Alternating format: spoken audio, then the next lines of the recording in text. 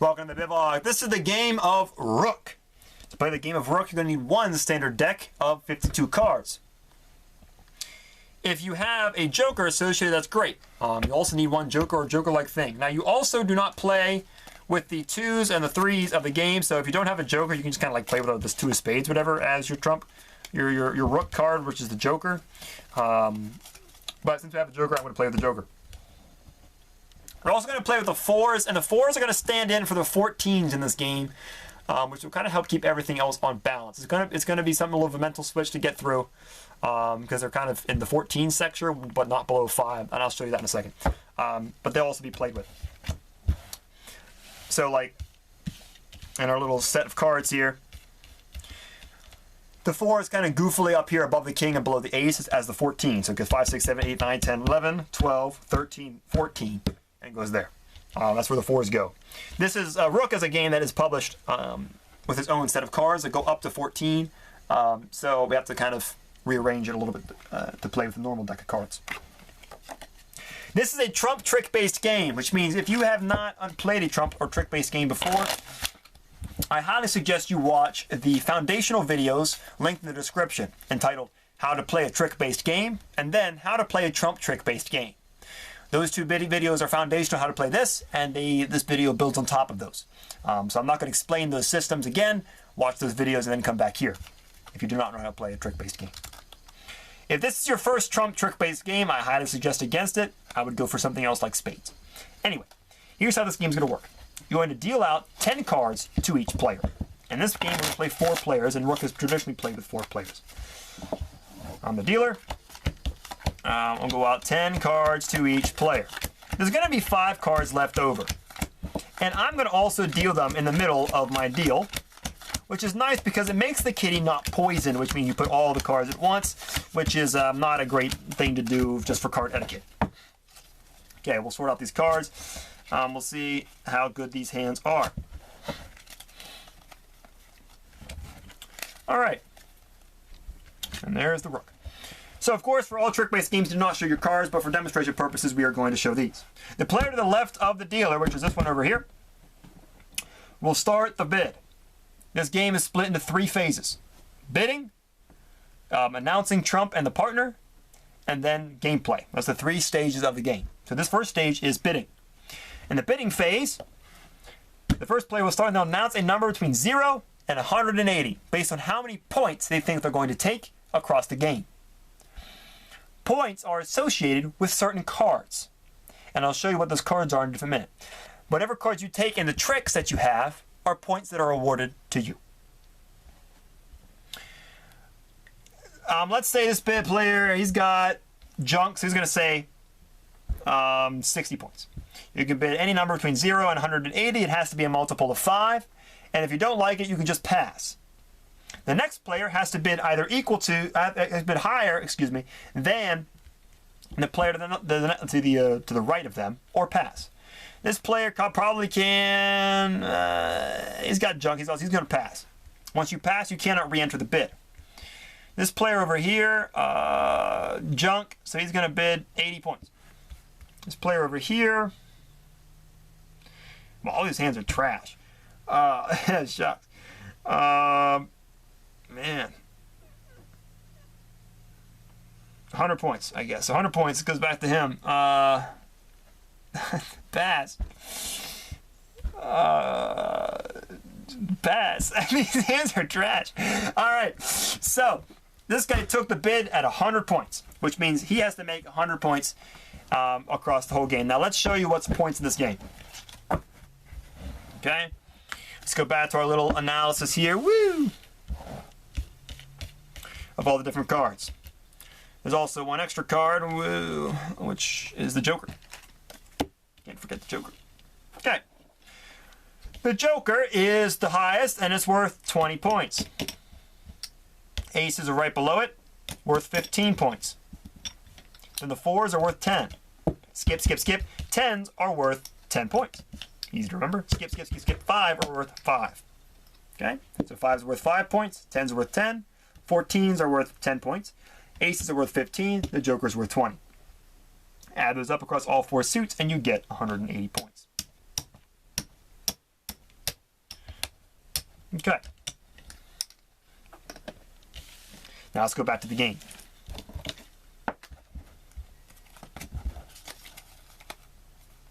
This guy was over there. That guy was there. This guy took the bid with the trash. He's over here. So, when you take the bid, you get the, you start this next phase, which is the calling a partner and announcing trump. The first part of it is to take a look at the kitty. So this guy's going to take a look at the kitty, which, hey, this is nice for him. Okay, he's going to take the king and the ace of hearts, and you get to swap these cards out. They're going to take those, going to throw away the 9 of spades, doesn't want it. Ace of diamonds is pretty sweet. I think he's going to go for maybe a buy-suit hand here. Try to go for just diamonds and hearts. That looks pretty solid. Okay, once you get the 5 cards, there has to be 5 cards left in the kitty, you throw these away. The player who takes the 10th trick or the last trick will also take the contents of the kitty.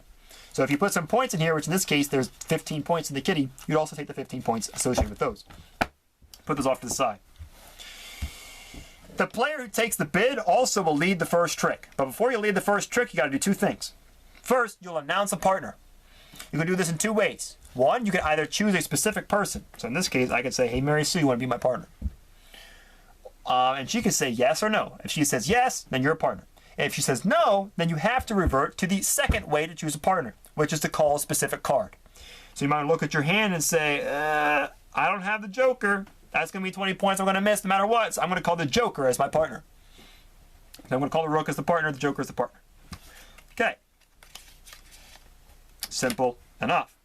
So you can do one of those 2 ways. In this case, I need to see where I want the Joker to be on my team because that's 20 points. So I'm going to say the Joker is my partner, and then I announce what trump is. So they don't get to know what trump is if you're asking a person who's partners. And this is going to be hearts. I'm going to say hearts is trump. So the Rook is the partner, and the hearts are trump. This person knows that they're the partner, but they're not going to announce that. We'll eventually see that partway through the game when they lay that card. Okay, person who takes the trick bid leads the first trick. I'm going to lay ace of spades. This person's going to lay 7 of spades. 6 of spades. No 10 of spades. And this person's going to lay 8 of spades. Highest card that's in suit takes it. All right, go back to here. That's a trick for me. That trick has 25 points in it. That's pretty good. So I have 25 points to my score. I bid 100 points, so I need to get at least 100. I'm probably going to get that based on all these aces. My hand turned out to be pretty good. Okay. Then we'll keep going from here. So we'll lay the 5 of hearts. This person's got no hearts, so queen of spades. This person's got the Joker, so he's going to lay the Joker and show everybody that she's the partner. That's a terrible lay, only the 6 of hearts. And she would take it, and it goes next to her. Okay. And then she would lay the next. It goes around and around and around like this. You lay all your cards out. Once you have all the cards, you will evaluate your score. For demonstration purposes, I'm just going to fold these over. This person got a pretty rocking hand, so I'm just going to say they get all these cards. They probably could take everything. Okay, but we'll say for pretend purposes, those take these cards. Now let's evaluate where they went. So these 2 people were working together because me and Mary Sue over here are partners. So we're partners, they're working together, so whatever they take is going to be counting against us. So let's count up how much they took. Now, you're working off 180, so the fastest way to do this is to count up the opponents and see what the difference is. So they got a 10 here, another 10 there, and a 5 there. So they got 10, 20, 5 points. Goes 2 10s, 25 points.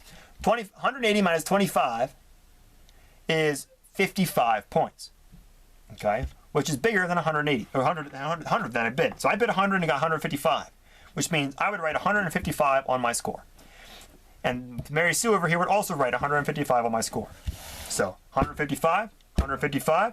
These guys took 25 together, so they would take 25, 25, add that to their score. Okay? Then you reshuffle and deal a new round. If in the event that I did not make my bid, so I bid 100 and only got 90 points, then me and Mary Sue would both lose 100 points, and they would take the 90 points that they got, which is the difference between those 2 points. They would take those.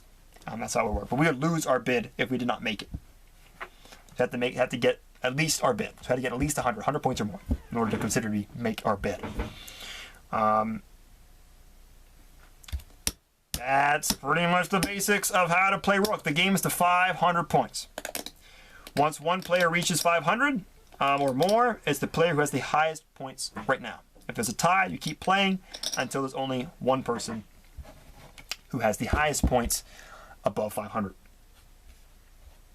There are some variants on how to play the game of Rook, and I'm going to establish them for you now. The first thing you can do is you can play that the Joker is the lowest trump instead of the highest trump. It's always trump anyway, but you can play that it's the lowest trump, which means it's still 20 points, but it's not so guaranteed. Fun little trivia, fun little thing. Doesn't change much. Second thing you can do is you can play where you can call yourself as the partner by calling a specific card in your hand. So if my hand is here, I can say I have the 9 of spades. I'm going to call the 9 of spades my partner. If you are the partner, then only you will go up or down. So if I make it, then I make it, then I points, and then if I don't make it, I only go down.